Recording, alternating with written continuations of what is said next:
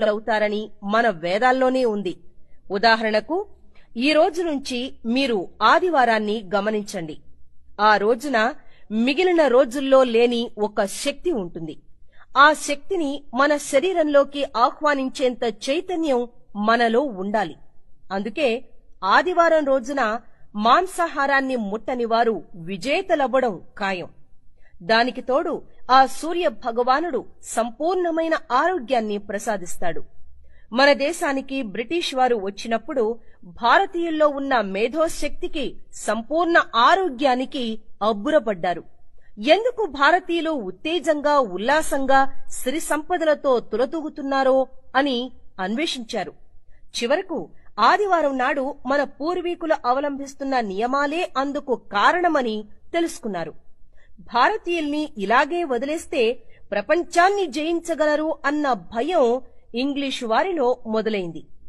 ఎలాగైనా సరే భారతీయుల్ని శక్తిహీనుల్ని చెయ్యాలని భావించారు.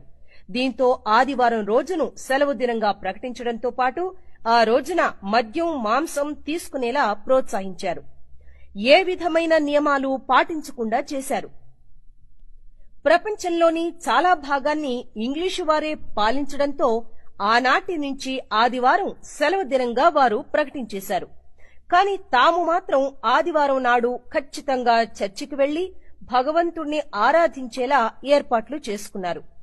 ఆ రోజున ఖచ్చితంగా తమ ప్రార్థనా స్థలాలకే హాజరవ్వాలని నియమాన్ని కూడా పెట్టుకున్నారు. ఆ విధంగా వారు రవి అస్తమించని బ్రిటిష్ సామ్రాజ్యాన్ని నిర్మించుకోగలిగారు. ఇలా ఆచారానికి మత రంగు అద్దుకుని ఆదివారం నాటి శక్తిని వారు పొందుతున్నారు. కాని నాటి నుంచి మనం మాత్రం ఆదివారం మందు, ముక్క అంటూ మన తరతరాల మంచి పద్ధతుల్ని పక్కన పెట్టేసి బలహీనులం, రోగగ్రస్తులమవుతున్నాం. కాబట్టి ఎప్పటికన్నా ఆదివారం నాటి శక్తిని మనం గుర్తించాలి. ఆదివారం రోజున మందు, మాంసం మానేయాలి. అప్పుడే మన శక్తి ఏంటో మనకు అర్థమవుతుంది. సూర్య భగవానుని స్తుతించాలి. సండే అంటే సన్ డే, సూర్యునికి సంబంధించిన రోజు అని ఇప్పటికైనా గ్రహించండి. మన పిల్లలు కూడా పాటించేలా చూడండి.